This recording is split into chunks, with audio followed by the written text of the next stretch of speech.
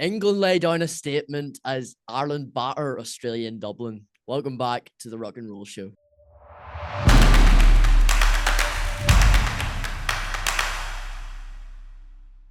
I'm with a very happy Dom Leach, who spent this weekend in Cardiff watching the English pull off a statement victory against the second in the world team. Dom, how are you feeling?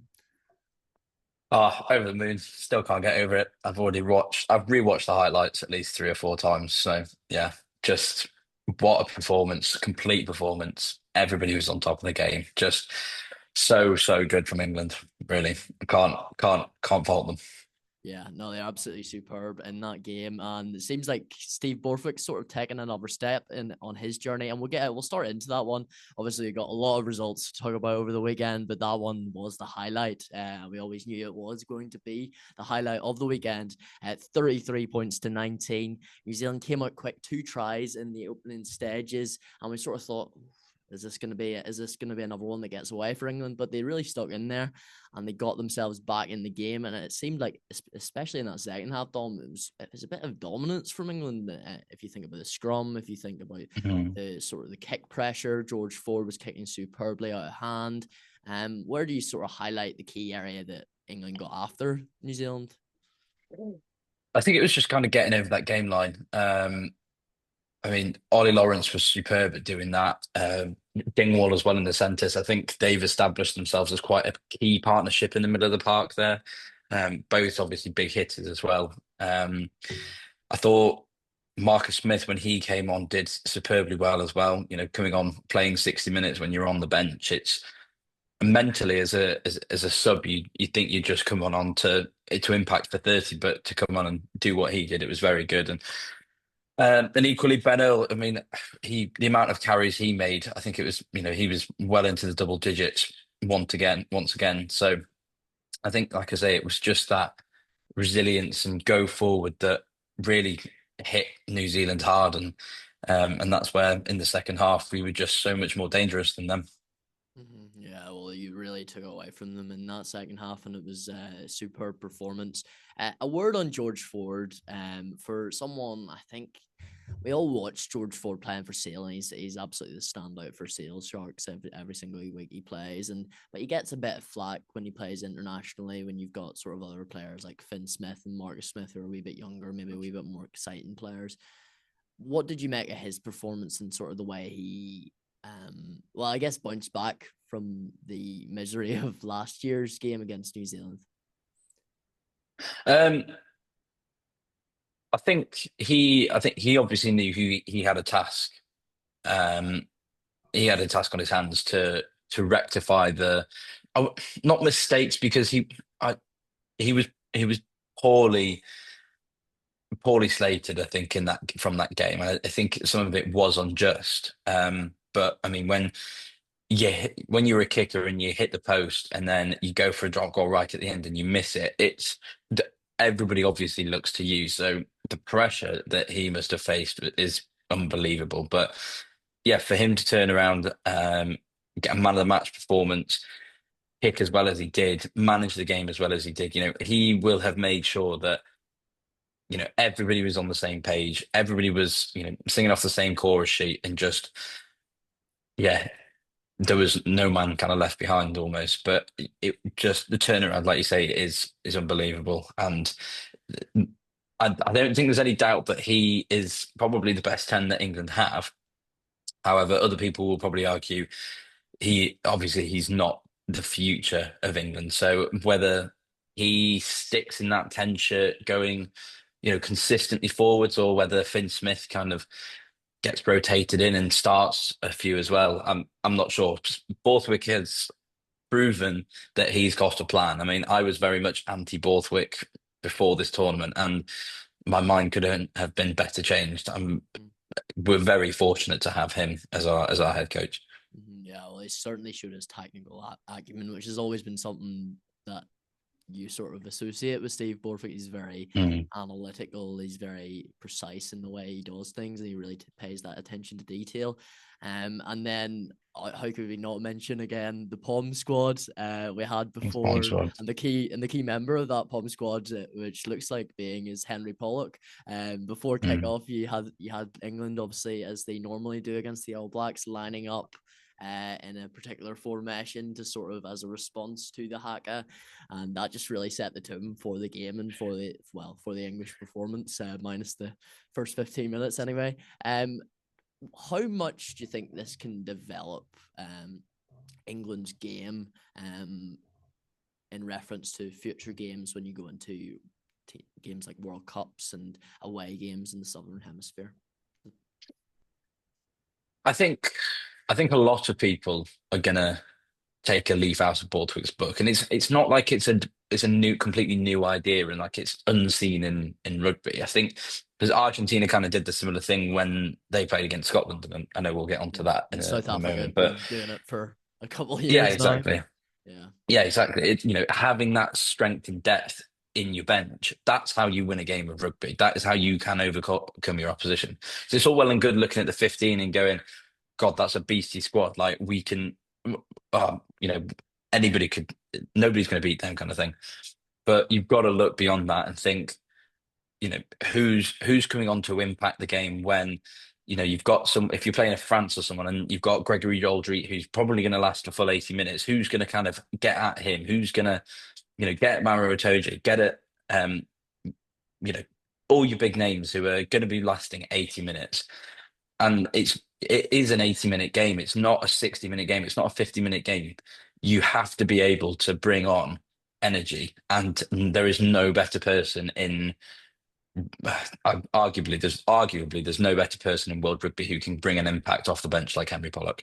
Yeah, well, he's certainly one of them, and one of the other ones they have on your bench is this weekend was Ellis Genge, and you look at that England front row, Dom. I mean, they really were putting pressure on New Zealand, and New Zealand, they have a very good scrum themselves. So I think that was a major statement in itself. But to move over to the Kiwis, 2 wins this so far this autumn, 2 good wins against Ireland and Scotland, who are obviously some of the stronger sides in the world. But what are the implications of this one for Scott Robertson?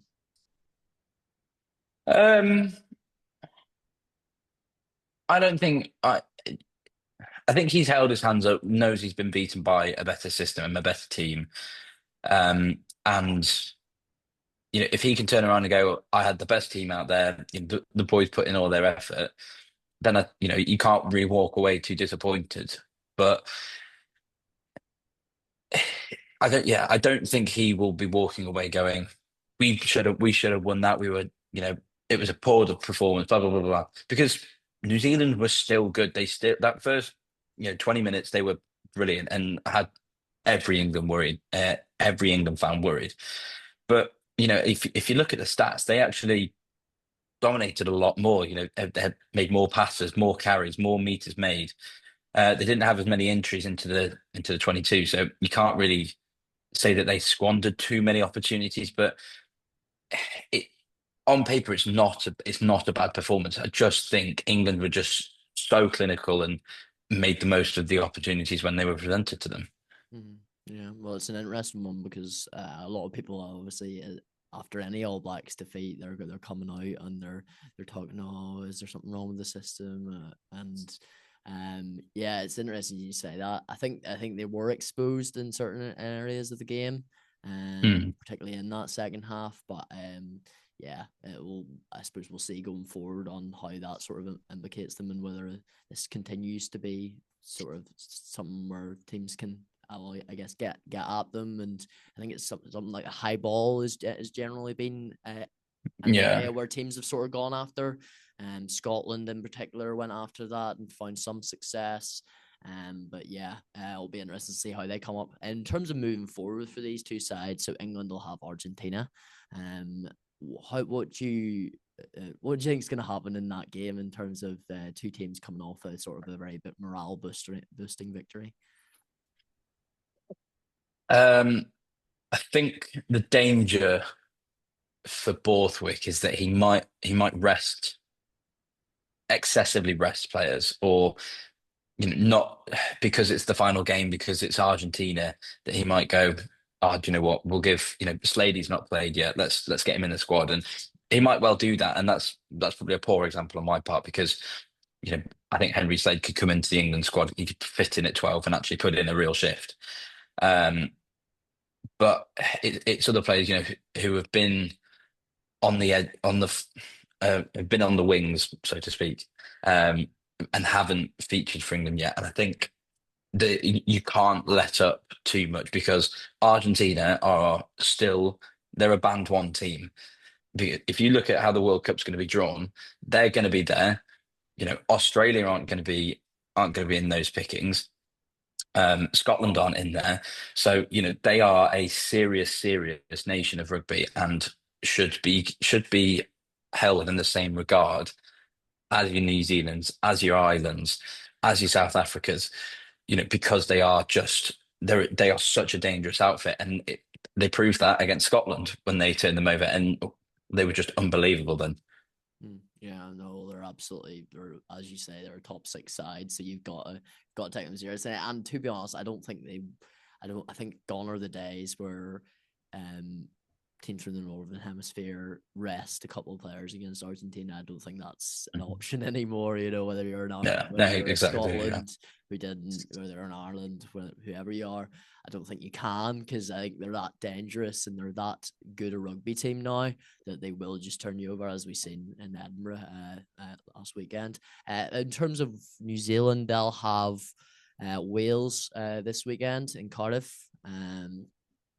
Probably what you would say is an easier fixture for them than the England game, one they're certainly expected to win.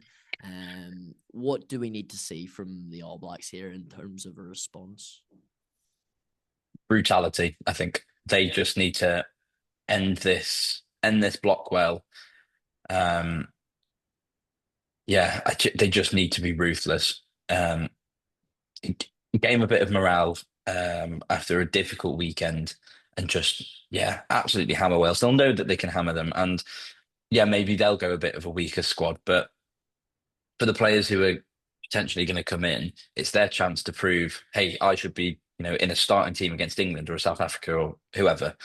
But then for all of them as All Blacks, they'll want to prove that it's it's a very well known thing in the All Blacks culture that there's a saying that leave the shirt in a higher place than when you received it. So when you take it off, make sure that you've put an absolutely grueling performance in. Um, and a lot of them will probably turn around and think, I didn't do that against England. So when they get that shirt again, they will want to just raise that bar and set it for themselves, but also for All Blacks after them. Yeah, well, it'll be a very important game for them, even if it's one that's they're certainly expected to win, and it'll be interesting to see what they do against Wales in Cardiff. But moving on, we had another sort of statement victory in a different way, I suppose, because I think Ireland were probably expected to win this game in Dublin against Australia. But what I mean, how did they win this game? 46 points to 19. I think it surprised me, to be honest. I thought this one was going to be a lot closer. Maybe not 7 points closer, but certainly 10 points. I thought, it's not going to be the gap that it ended up being. I think it really was a statement victory from Ireland, in terms of saying we're still one of the best teams in the world, and we can still put in performances like this and do this to teams who are really good size, like Australia. Now, Australia didn't have their best day. What do you make of the sort of the Irish game, and what this sort of the implications of it are in terms of moving forward for them? Um, I think I do think the scoreline ever so slightly flatters Ireland. Um, you know, Henshaw and Baird's tries right at the end were, yes, they were very well worked, but I think it overinflates how the actual game was played. I do think Australia were and haven't during this autumn nations. They haven't been at their best by any means. And Ireland on the day were exceptional. They were brilliant. But I do think there's a bit of over compensating for the actual scoreline. So for it to be 46-19, but two of those tries come right at the death, it's like, you know, you could say it's Australian tired legs, but then do you say it's deserving? I don't know. I'm just trying to, you know. I would probably disagree with that one, Dom, to be honest, and this Okay. is me just being biased, but I think actually sort of watching throughout the whole game, I think Ireland were in control, maybe not of the scoreboard at certain points, when Australia got 2 tries back, put a wee bit of pressure on, and sort of towards the end of that second half, or first half rather, I think Ireland just were in control of that game. It seemed to me at all points, really. And the way I think those 2 tries at the end sort of hammered down the point of yes, Ireland are the far better team here. So I think it was an absolutely super. It's possibly the best I've seen them play. In quite a while, to be honest. Certainly we didn't play that well in the Six Nations. I think you're maybe probably looking back to when we played South Africa last year to sort of how good we have been since then. So it was absolutely superb. In terms of looking at fly halves, though, Sam Prendergast come in for this game, and he was absolutely superb in this one. And against a big nation, it was quite a statement from Sam, especially for someone like a bit like George Ford, in a different way, gets a lot of slack. Particularly probably more from Munster fans than anyone else who want Jack Crowley to be in the 10 shirt. What do you make of Sam Prendergast's performance in this one? I do think he was on top form on the day. Passing, yeah, distribution, it seems far more controlled by him. Kicking, he's doing it with intent, he's doing it with a reason, to get us a particular outcome, rather than just kind of a willy-nilly kick. I think, yeah, he seemed like he was very in control. I think obviously defensively he wasn't superb, but when you're still a 21, 22-year-old player and you're coming up against Suoli and Ikita in the centres, you're probably gonna, crap yourselves a little bit. Anybody would. So by the by, but I think, yeah, control, distribution, kicking, top notch. And I thought Crowley played very well in the New Zealand game. Yes, it wasn't the outcome that they wanted, but they were just bested by the All Blacks. So it's a real fight between the two of them, as to who gets that 10 jersey, especially coming up into the winter with the Six Nations. So it'll be very interesting who gets the favourable nod. Yeah, we'll be interested to see next week, to be honest, Dom, because we've got South Africa coming to town, the double world champions. So that's going to be absolutely huge for Ireland, given the loss against New Zealand, given the sort of the morale boosting of Japan and Australian victories. It'll be a real tester to see where Ireland are at 2 years out from the World Cup, like really a real tester. New Zealand was a tester, of course, because they're second in the world, but South Africa, you feel are sort of the benchmark of where teams sort of need to get at to win the World Cup. Because what they did to France, obviously beating Italy with 14 men again this weekend, and we'll move into that one next. But who would you go for if you were Andy Farrell between those two tens? You've got sort of two different types of players with some similar qualities. I suppose Sam Prendergast is maybe the more he could probably unlock a defense slightly better than Crowley, but Crowley's probably slightly better in terms of in the contact and around the contact area, and maybe kicking off the tee potentially as well. Who would you go for? It's tough. It is tough. I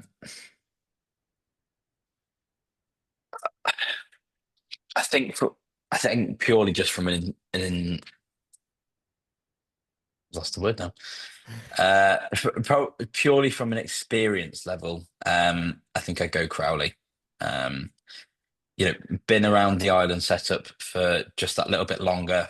As you say, a bit more competent um, in the defensive areas. And if you, yes, they'll have different qualities in their distribution and well, just in the whole distribution, they'll have different aspects that they're slightly better at or have slightly niche qualities too. Um, but I think for Crowley just edges it ever so slightly. I think because he's had that little bit longer to kind of mature. Um, so yeah, that would be my reasoning. Who would get the nod for you? I'd probably tend to agree with you there. I think Crowley, Prendergast, I think is probably, yeah, as I said, I think he's better at unlocking in defence. He's perhaps better at managing a game. Not quite sure. It's probably quite even that way around. But again, when you're coming up against South Africa, I'm not sure you can afford to hide Sam Mhm. Prendergast, who realistically is at an international test level is a wee bit of a liability. I don't think you can afford to sort of hide him away or try and sort of put him out in the backfield or anything like that, because I think South Africa will find a way of getting to him or getting to, that space in the defence anyway.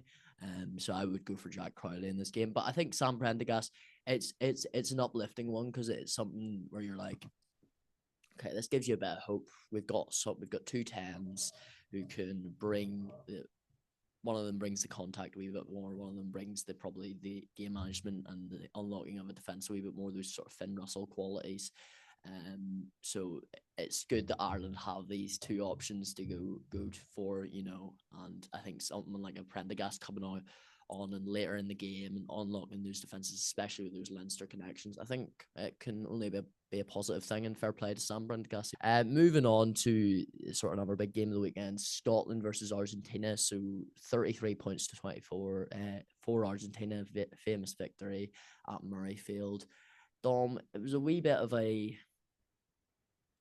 it'll leave a sour taste in Scotland's mouth. This one, 21 points to the good. It's really dominating Argentina for that first sort of 50 minutes. What do you think went wrong in this one? Yeah,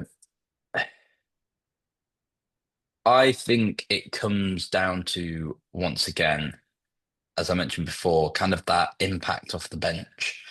Um, you know,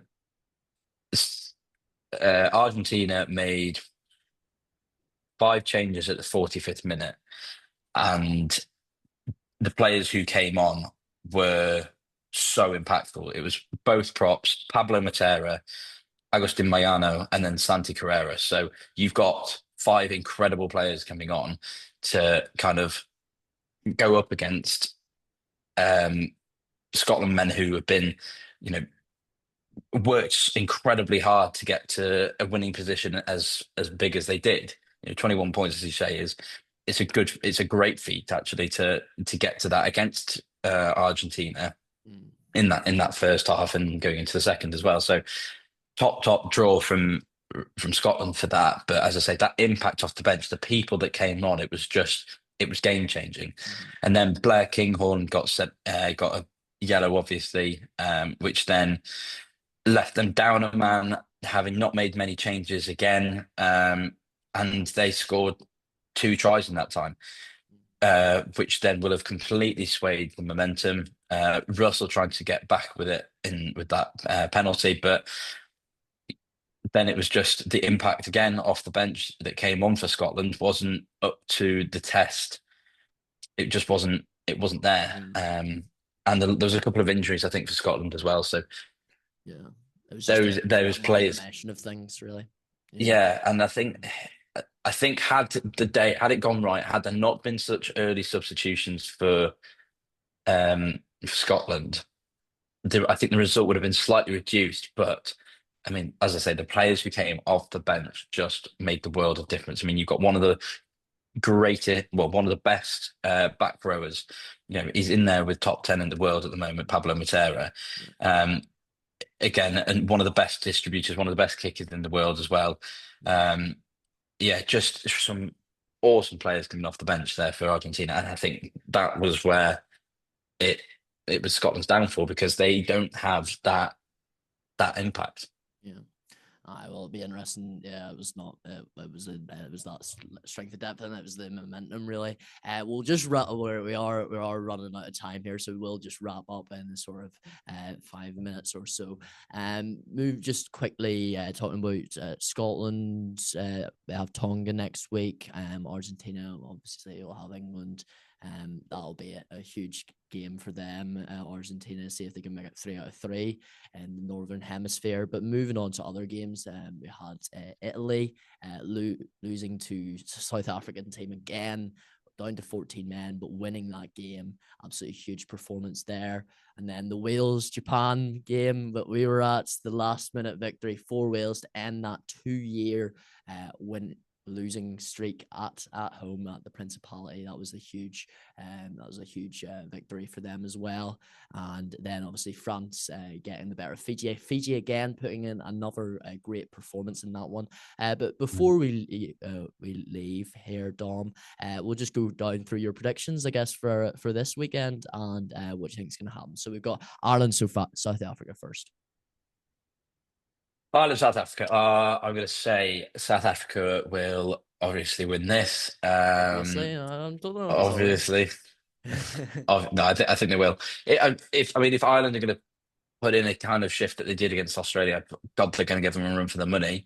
And I would love it if Ireland won, because someone needs to bring South Africa down a peg. But if they go down to 14 men, apparently they can just do what they want anyway. So it Yeah. doesn't really matter, does it? But now I'm going to say South Africa to win it by 15. 15. Okay. Yeah. I'm probably gonna go South Africa as well. I just don't think anyone can match them right now. Unfortunately, by 10 points, I think. I think they'll have them. And I think Ireland will put in a good performance. I think Andy Farrell will know that he needs to really, really front up in this game and really give them a real go, just to give the boys a boost and that they can sort of still compete with these teams like South Africa, who seem to be, just absolutely unbelievable at the minute. But I think Mhm. it will be a South African victory. Moving on, we have England, Argentina. I'm going to back the boys. I'm going to say England win this one. Um, I think boys on a high. The minds will still be focused to, do a clean sweep during this Autumn Nations Series. Um, yeah, I think if Scotland can come as close as they did, I think England have a better chance of beating them as well. Mm. So I'm going to say England to win by 14. 14. Well, I'm not going to go as much as that myself. I think Argentina have shown that they can really stick in with the really top teams in the world. Go for England by 9. I think slightly less, but Yeah. I think still No, Borthwick I will don't. want to finish strong in this autumn. So Yeah. yeah, I think England will win that one by 9. Wales, New Zealand. Oh God, Wales are gonna be absolutely hammered. Um, It's a shame it they've got these genuinely, two fixtures after something like a morale boosting victory yeah, against Japan to end that losing yeah, streak. and as well losing Josh Adams, so he won't be around next game as well. So, honestly, did you see the red card? Utterly stupid, by the Yeah, way. it wasn't a great one. Uh, um, but no, I'm going to say I'm going to be kind, and I'm going to say Wales to lose by 28, but it could very much be, a margin of 40 or more. Yeah, that is quite. I think that is probably quite. That is quite a kind one. I think I'm gonna go. I'm gonna go New Zealand by 38. I think. I think Yeah, New Zealand are the type of side that they'll not let up either. Like historically, like they will. And I don't think Wales are in the shape to compete with them. Like for like, no. I think we all can sort of see that right now. But well, we'll see, I suppose. France, Australia. France win by 20. I think Australia are just a bit dishevelled at the minute. there's no continuity of who's coming into the team, who's not. And I think it's just affecting everybody. I think they'll still put up a good fight. They'll put a few on France, but I think you know France has Ollie Von back, and he was exceptional on the weekend, and a few other players as well. I think if they kind of amalgamate them all together and put out a very good squad, they can really really turn over Australia. Yeah, that will be. I'd probably say for that one, yeah, if I'd fancy France as well, it'll be a very disappointing end to Australia's campaign. Four defeats it would be if they were to lose at the Stade de France this weekend. But I do fancy France in this one. I don't think they're going to make it two losses in this. I don't think they'll allow that really. I'm going to go France by 8 points. I think Australia will. They'll need an improved performance after last week. I think we'll see one. I'm not quite sure France are up to, Not up quite and cooking on running. You know gas. what I mean? They're not up and running. I don't think quite this autumn. There's a little bit of stuff going here and there, but yeah, I fancy France for that one. Scotland, Tonga. If Scotland don't win this, Gregor Townsend probably needs to. No, I'm joking. Um, no, Well, I it think wouldn't be Scotland. great if they didn't win it. To be fair. Oh no, it would be embarrassing, and I think all Scottish fans would be mortified. But I don't know if the fingers would be pointed at Gregor Townsend. I wonder if fingers would kind of go towards the players, um, because I mean they do have a lot of quality, but it's just as we say, it's that depth, and if people want to be playing at a Scottish level, they do need to just step up to the plate a little bit more. But no, I'm going to say Scotland will win this one by 16. 16. No, I'm going to change that. Uh, Sorry, no, it just didn't sound like it. I did say 16, but that's a bit harsh on Scotland. No, I'll say Scotland by 24. I'm gonna do Scotland by 30. I think they might even put Girls. out. I think they'll probably put out a fairly decent side as well, just to get a bit more momentum as Get well. the get the reps in. Yeah, get the reps in. Italy, Chile. Italy should win that, I think. Yeah, I think Chile aren't highly ranked, are they? They're about 18th, so a little bit above Tonga, but yeah, I think Italy, they are a very good outfit, and I think the position in the world rankings doesn't flatter how good their performances can be. So yeah, I'd say Italy by 15. Yeah, I'd fancy Italy by about 20 or something like that. I think they play some good attacking Yeah. rugby. Unlucky against South Africa. Well, I mean, you say unlucky, but the South Africans were just dug in. They were just Yeah. absolutely superb in that game. But they competed Yeah. really well, even with when it was 15-15 in that one. So there's a lot to be excited about in Italian rugby. But that's all our predictions for next weekend's game.